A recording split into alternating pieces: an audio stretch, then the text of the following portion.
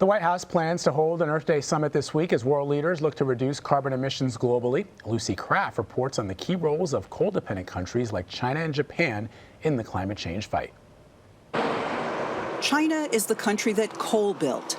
Its provinces have been compared to Appalachia, where coal is not just a cheap, plentiful fuel, but coal mining is a way of life, say experts like Alvin Lin of the National Resources Defense Council. Coal has been a part of many of these provinces' economies, but also I think it's part of the culture, and the workers do identify with that.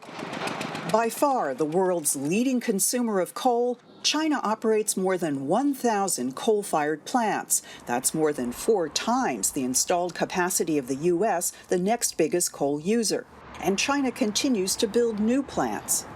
So despite China's dramatic advances in wind and solar energy and electric cars, it confronts the challenge of slashing greenhouse gas emissions by almost half to limit global warming to the Paris Climate Accord target of 1.5 degrees Celsius.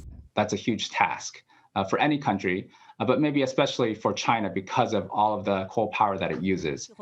Experts have expressed cautious optimism after last week's joint statement by the U.S. and China on climate change cooperation. Chinese President Xi may unveil fresh climate pledges at an international forum this week in Hainan. Meanwhile, resource-poor Japan is also a prime coal consumer.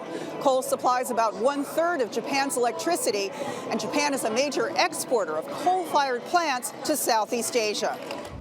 The 2011 Fukushima Daiichi nuclear plant accident, which offlined most of Japan's reactors, has helped make it the only major industrialized country still building new coal-fired plants, says climate activist Kimiko Hirata. Japan thinks that oil has a risk and nuclear has a risk.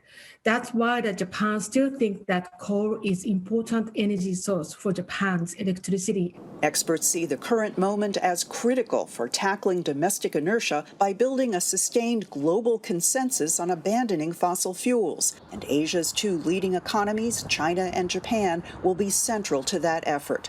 Lucy Kraft, CBS News, Tokyo.